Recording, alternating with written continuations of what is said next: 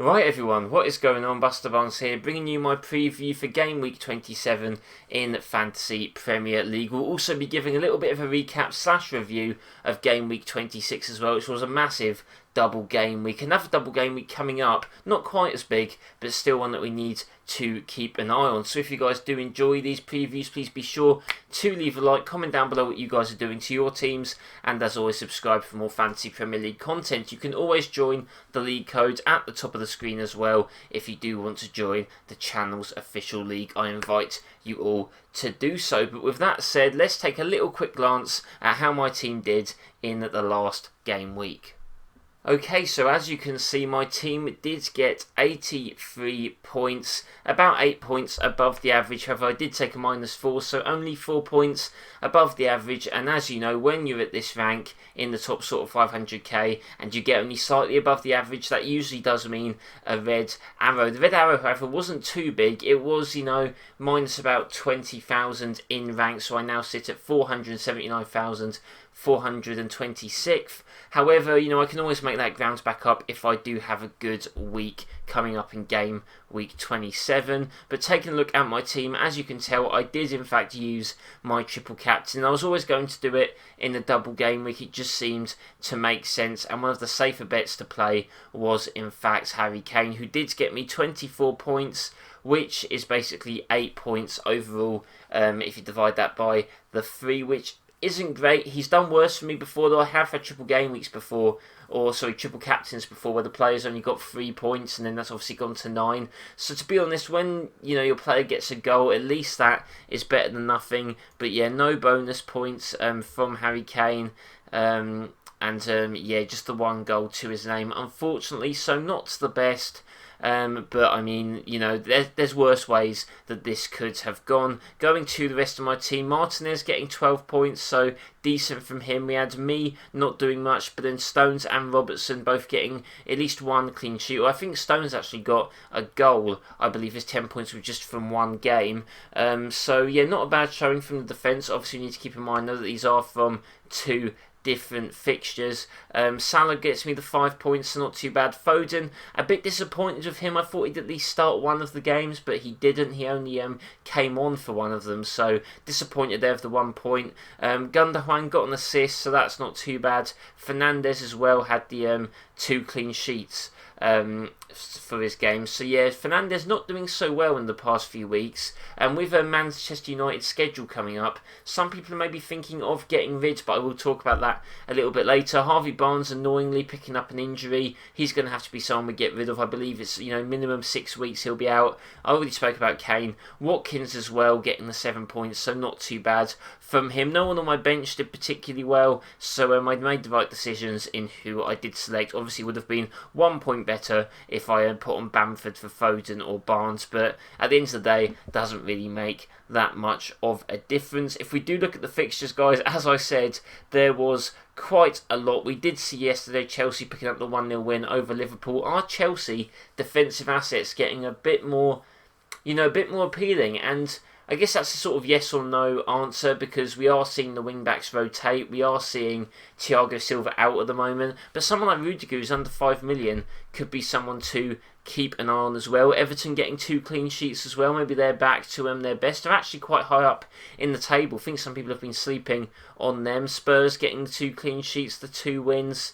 A bit disappointing for Manchester United player owners with the 2 0-0 draws. Obviously their defence still looks fairly decent. Manchester City doing quite well with the goals, so they are really the go-to team at the moment. And Liverpool seem to be decent away from home, but at home doesn't seem to work well for them. Arsenal actually picking up a 3-1 win, so maybe they'll get in some form. I feel like we say that about Arsenal all the time, and they always have very inconsistent results. But those are the games. A few surprises in there, and some, a few big scorelines as well. But that's my little recap, guys, of how Game Week 26 went. Let us have a look forward to my team going into Game Week 27.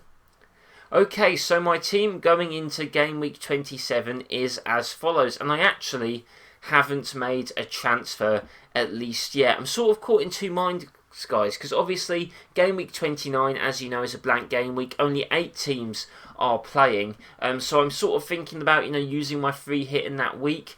However, I think Game Week 33 it is where there's Man City and Tottenham not playing, so some people may be thinking of using their free hit then.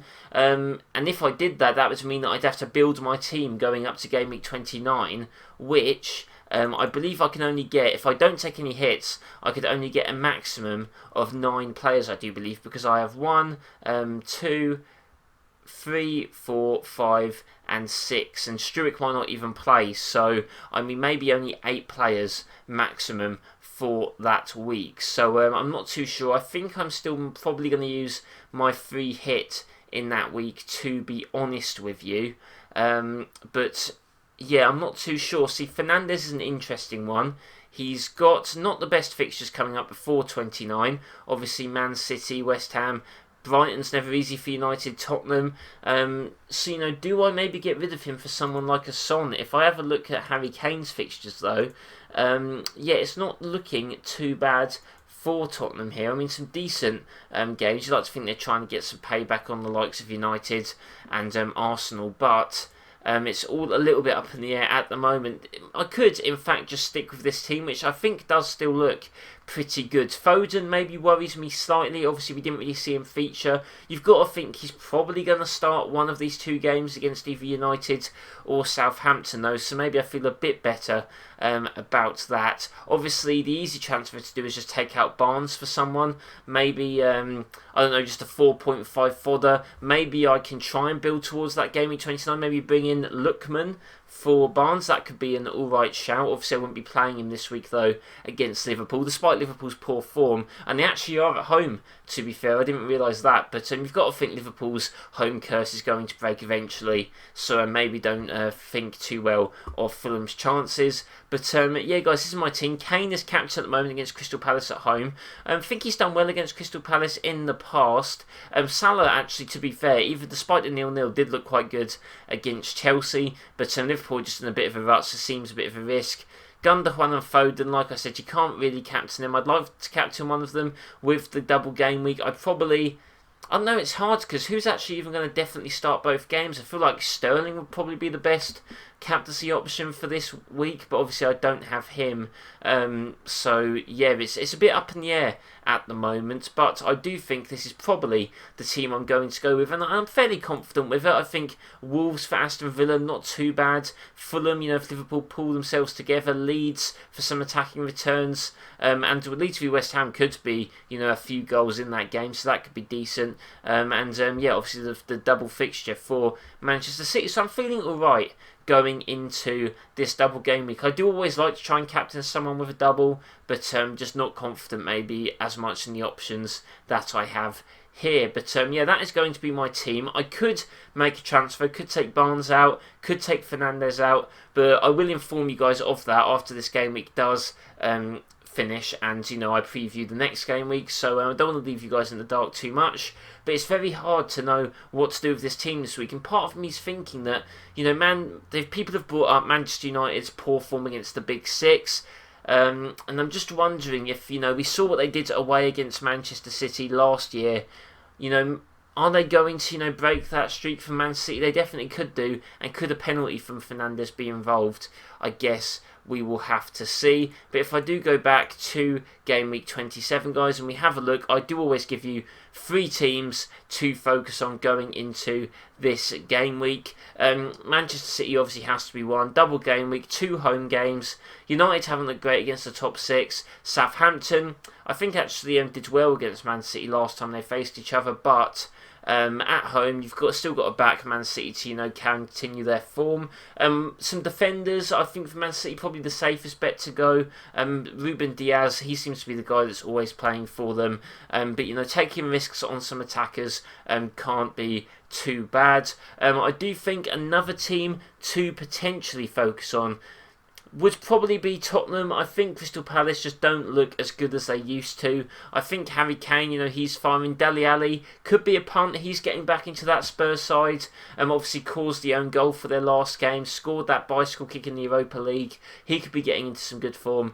And I'd probably say the other team to maybe have a look at, I'm thinking I'm going to go with Chelsea, and I hate saying that being a Chelsea fan. I don't want to, bet on us too early. But Chelsea v Everton is usually a fixture that goes quite well in Chelsea's hands, and I think that maybe a defender like a Rudiger, who I couldn't technically bring in for this week, or someone like Mason Mount. I think Mason Mount is really the only sort of midfielder / attacker who's worth bringing in. But one of those two could be a hit for this game week. So yes guys, that is it. That is going to be my preview for game week 27. If you did enjoy, please leave a like and comment down below your thoughts. If you want to discuss what you guys are doing with your teams, I will be checking the comment section regularly to help you guys out, or to at least hear what you're planning on doing. As always, subscribe for more Fantasy Premier League content. My review of this game week will be out after it does take place, so stay tuned for that. I hope you all enjoy your weekend, and I'll see you next time.